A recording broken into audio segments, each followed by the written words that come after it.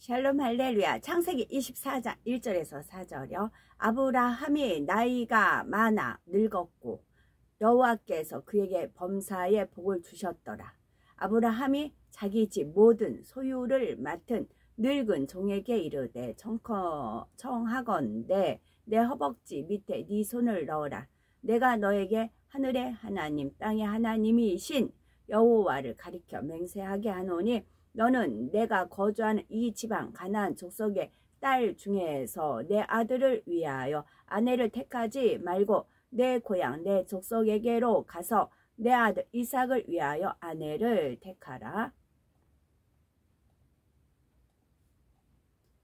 잠언 16장 18절에 교만은 패망의 선봉이요 거만한 마음은 넘어짐의 앞잡이니라고 했습니다. 이 말씀에 잘 어울리는 인물 중에 하나가 바로 유다의 우시야 왕입니다. 역대하 26장 4절 5절에 말씀하기를 우시야가 그 붙인 아마샤의 모든 행위대로 여호와 보시기에 정직히 행하며 하나님의 묵시를 밝히 아는 스가랴에 사는 날에 하나님을 구하였고 저가 여호와를 구할 동안에는 하나님이 형통케 하셨더라 하였습니다. 그래서 우시야 왕은 이방 족속과의 전쟁마다 승리를 하였고 주변 나라에서 조공을 바칠 정도였으며 그 이름이 애굽 변방에까지 퍼졌지요. 또한 국내적으로는 예루살렘 성을 견고히 건축하였으며 농사와 목축에 있어서도 풍성하였습니다. 건장하고 싸움에 능한 강력한 군대도 있었고 군비도 넉넉히 갖추고 있었지요. 역대하 26장 15절 그 이름이 원방에 퍼짐은 기이한 도우심을 얻어 강성하여짐이더라 말씀한 대로 우시야 왕은 기이한 도우심 즉 하나님의 도우심을 입었기에 무엇 하나 부족한 것이 없을 만큼 강하고 풍성한 나라를 유지할 수가 있었던 것입니다. 그런데 우시야의 결말은 과연 어떻게 되었을까요? 역대하 26장 16절에 저가 강성하여짐에 그 마음이 교만하여 악을 행하여 그 하나님 여호와께 범죄하되 그 여호와의 전에 들어가서 향단에 분향하려 한지라 했지요. 마음이 교만해진 우시야의 왕은 결국 그를 말리는 제사장 아사랴의 말조차 듣지 않고 여호와의 전에 들어가 오직 제사장만이 할 수 있는 분향을 하려다가 그만 이마에 문둥병이 바라고 맙니다. 그래서 우시야 왕은 남은 날 동안 별궁에 홀로 거하다가 죽게 되었지요.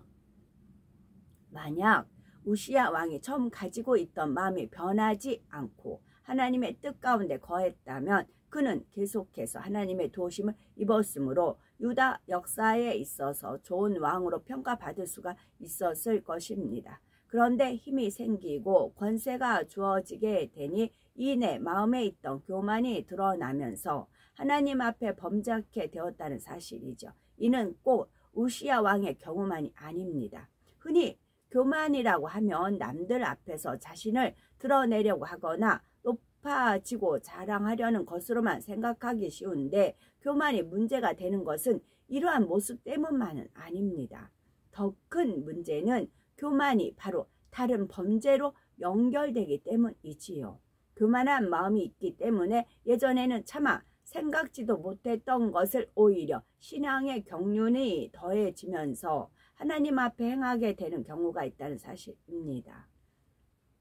다시 말해 신앙생활을 시작하여 얼마 동안은 진리의 말씀을 통해 자신을 발견함으로 열심히 자신의 행동 하나하나까지라도 주의하려 하고 마음도 지켜나가려고 했는데 시간이 지나면서 믿음이 더 성장해 나가야 하는 사람이 오히려 예전 모습으로 돌아가는 경우가 있다는 말이죠. 예전에는 하나님의 말씀이라면 작은 것 하나라도 어떻게든 지키려 했는데 이제 신앙의 경륜도 오래되고 일꾼이 되어가면서는 오히려 이 정도는 괜찮겠지 하며 다시금 조금씩 육의 것들을 취해 나가더란 말이죠. 그것이 하나 둘 늘어나다 보면 나중에는 스스로도 걷잡을 수 없을 만큼 다시 세상에 빠져들고 마는 것입니다. 우시야 왕도 처음부터 여호와의 전에 들어가서 분향하려 할 만큼 그 마음이 교만해지지는 않았을 것입니다. 그러다가 그 마음이 점차예요. 점차 교만해집니다. 점차 교만해지면서 하나하나 타협해 나가게 되자 또 타협이요. 점차 점을 찍고 하다 선이 되고 그 다음에 교만해지다가 하나하나 타협해 나간다고요. 하나하나 타협해 나가게 되자 결국엔 오직 제사장만이 할 수 있는 영역까지도 침범에 들어가려는 악을 행하고 말았지요. 그렇기 때문에 우리는 신앙생활을 하면서 교만이라는 것을 결코 가볍게 보아선 안 됩니다. 나는 들리지 않으니까, 나는 자랑하려 하지 않으니까, 나는 남을 무시하지 않으니까 교만하지 않다 생각할 것이 아니라 혹여 내 모습 속에 오히려 초신자 때에는 열심히 행하려고 노력하던 것을 지금은 하지 않고 있다면 그것이 바로 교만일 수 있음을 알아야 합니다. 또한 초신자 때는 열심히 버리려고 했던 것을 지금 다시 취하고 있다면 이것이 바로 교만일 수 있음을 알아야 하지요. 그러므로 우리는 우시야 왕이 그 마음이 교만하여 악을 행하게 되었다는 말씀을 명심하여 늘 스스로를 돌아보는 가운데 교만해지지 않도록 주의해야 합니다. 아브라함은 겸비함과 화평함으로 매장지를 구하는 아브라함입니다. 아브라함은 하나님의 사랑을 받고 보장을 받으며 주변 이방 족속들로부터도 인정을 받고 있었지만 늘 마음을 겸손하게 낮추었기에 자기보다 힘이 약한 상대라 해도 함부로 대하지 않았습니다. 어느 누가 우리가 아브라함보다 믿음이 좋다 하겠어요? 그 누구도 아브라함보다 믿음이 좋지 않습니다. 그런데 아브라함은 인정을 받고 있었지만 늘 마음을 겸손하게 낮추고 자기보다 힘이 약한 상대를 함부로 대하지 않았잖아요. 죽은 아내 사라를 위해 해족속 소유의 땅에서 매장지를 구함에 있어서도 겸비함과 덕으로 화평을 쫓는 것을 볼 수 있습니다. 자신이 가진 힘과 권세라면 얼마든지 해족속에게 매장지를 요구할 수가 있고 굳이 저 자세로 나갈 필요도 없었지만 아브라함의 마음은 늘 정도를 쫓기 원했고 설령 자신보다 낮은 사람에게라도 자기 유익을 구하려는 마음이 아니었기에 제가 강원에서 그것 가장자리에서 막 마음껏 율동 모션 막 지그재그를 합니다. 주변 상황 생각 안 하고요. 그럼 저 100% 쫓겨났어요. 예전 같으면 100% 거기서 쫓겨났습니다. 근데 꼴 보기 싫어도 놔둬요. 왜? 이미 알려졌잖아요. 많은 분들이 거기서 저를 또 아는 분이 있고 이제 그분이 이제 보호를 해 주시겠죠. 눈꽃이어도 보고 있습니다. 그러니까 눈꽃이어도 보고 있으니까 엄청 방해를 해요. 기도를 막 하면 와서 막 쿡쿡 찌르고 무슨 서명을 하라고 하질 않나 뭐 떡을 갖다가 앵기지를 않나. 하나님 기본이 안 돼서 그래. 기본이 안 돼서 하나님 앞에 예배 드리잖아요. 지금 거기 제가 갈채를 받으려고 있고 영광을 받으려고 명예를 드려고 나를 얼굴 내세우려고 거기 와 있는 게 아니잖아요. 하나님께서 예배를 연락을 하셔야만 하나님께서 흠양이 받으시고 흠양이 받으면 천사가 그 응답을 가지고 내려옵니다. 그래서 영생을 주기로 한 작정한 분들이 마음이 동해서 그분들이 오고 가면서 말씀을 들어서 은혜를 받아서 하나님 자녀가 됩니다. 어떻게든지 방해하려고 계속 그래요. 근데 감사하게 한 분은 확실하게 저를 믿어주는 분이 계셨어요. 그분의 얼굴을 보고 버티고 있는 겁니다. 두 번, 세 번까지 방해를 해요. 4번. 와서 막 기도해도 막 떡을 갖다가 하나님 앞에 예배 드리는데 하나님 앞에 기도하는데 하나님이 없다는 거야. 그런 자들은. 하나님을 두려워하는 게 뭐야. 기본이 안 돼서 그래. 기본이. 떡 몇 조각 그게 왜 중요하냐고. 왜? 우리가 당신한테 떡을 바칩니다. 알아주십시오. 하나님은 어디 갔고? 그럼 하나님 이름을 걸지 말든지. 간판은 하나님 이름 걸어놓고 하나님 얼굴 완전히 뭉개뜨리고 한두 번 해야지.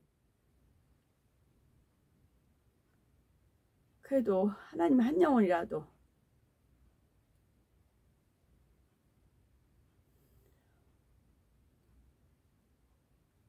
아브라함이 이렇게 했던 것은 겸비함. 그러니까 뱀이 우글우글 바글바글바글바글 그 갈채 속에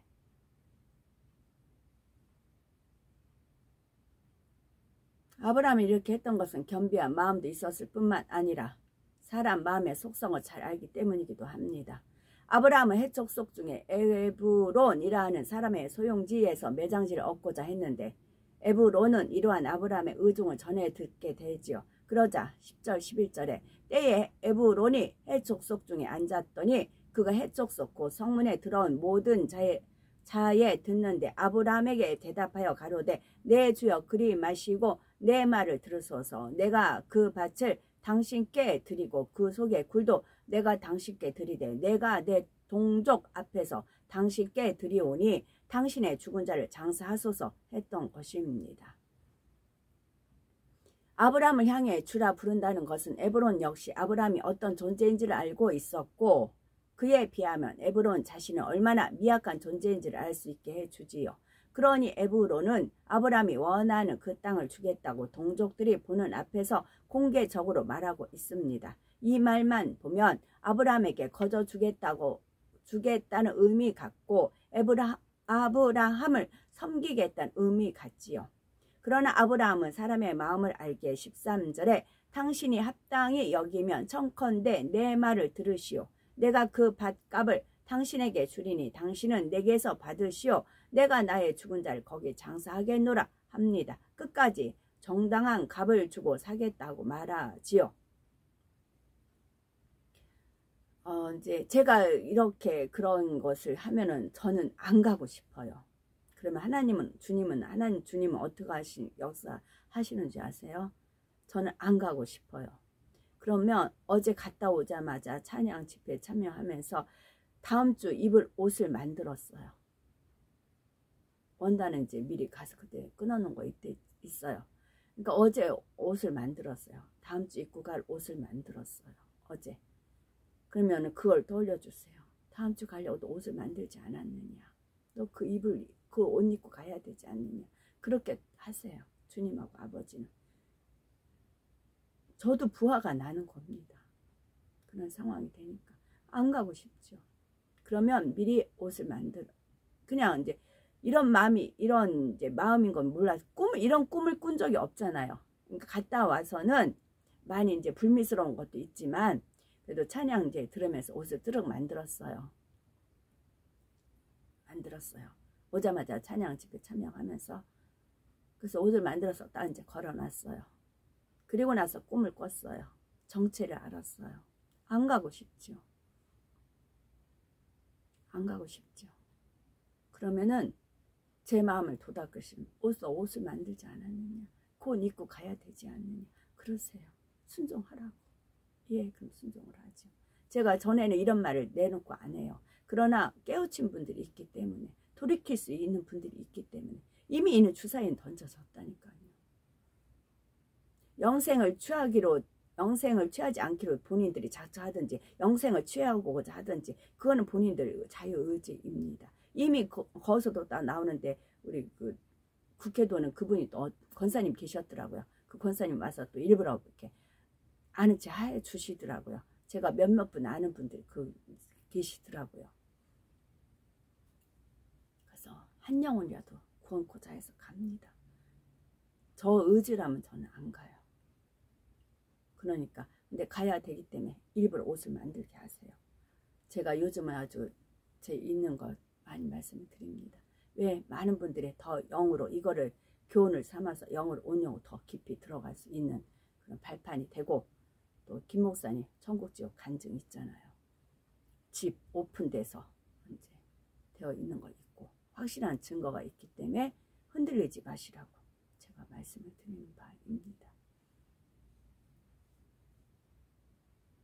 이때 에브론이라는 사람이 정말 그 땅을 아브라함에게 거저 주고자 하고 아브라함을 섬기고자 하는 마음이었다면 어떻게 했어야 마땅하겠는지요. 당연히 다시 한번 자신의 마음을 전하며 아브라함에게 거저 쓸 것을 권할 것입니다. 그런데 아브라함이 왜 에브론이라는 사람의 호의를 거절하고 끝까지 제값을 주고 사려고 했는지가 14, 15절에 나옵니다. 에브론이 아브라함에게 대답하여 가로되 내 주여 내게 들으소서 땅값은 은 400세겔이나 나와 당신 사이에 어찌 교개하리이까. 당신의 죽은 자를 장사하소서 했던 것이지요.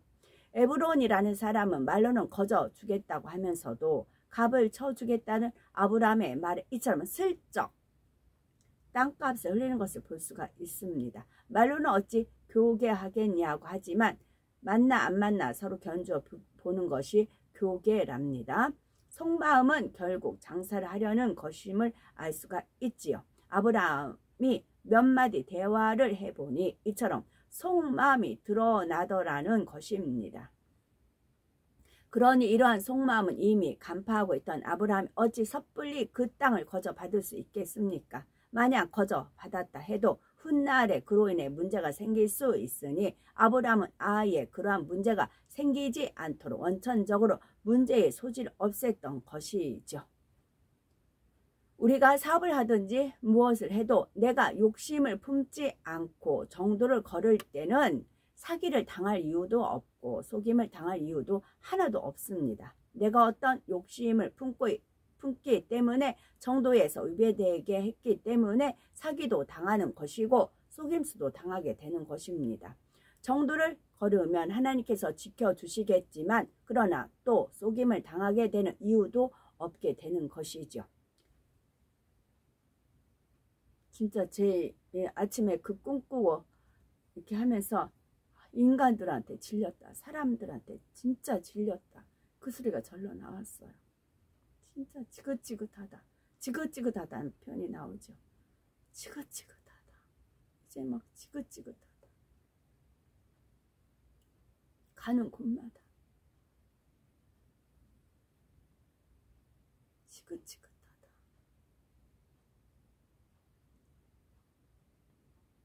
18절에 성문에 들어온 해촉속 앞에서 아브라함의 소유로 정한지라 말씀한 대로 아브라함은 에브론의 거래를 많은 사람들 앞에서 공식적으로 함으로써 장차 어떠한 문제의 소지도 남기지 않았다는 사실입니다.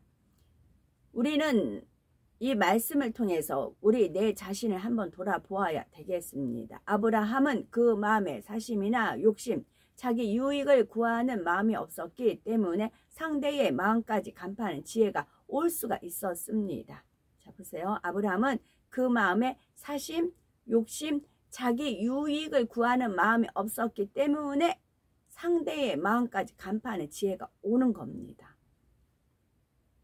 이런 것이 있는 사람은 자기 사심, 욕심, 자기 유익을 구하는 마음이 있으면 상대의 마음을 간파하지 못해요. 어둠이 어둠이니까, 엇비슷하니까. 아브라함이 만약 욕심이 있었다면 에브론이 땅을 거저 주겠다고 했을 때 단번에 그 청을 받아들였겠지요. 이것이 당장에는 유익처럼 보입니다. 그러나 육의 사람의 마음이라는 것은 상황과 환경 또한 시간의 흐름에 따라 변하게 되어 있음을 알아야 하지요. 그러니 당장 유익처럼 보이던 일이 훗날 어떠한 문제나 어려움으로 다가올 수도 있다는 사실입니다. 그런데 오늘날 많은 사람들이 당장 눈앞의 유익만을 생각하여 많은 실수들을 행하고 말지요. 정도를 걸어야 한다. 욕심이 없어야 한다. 내 유익만을 구해서 안 된다. 말씀이 있어도 막상 현실에서는 자기 유익에 급급한 것입니다.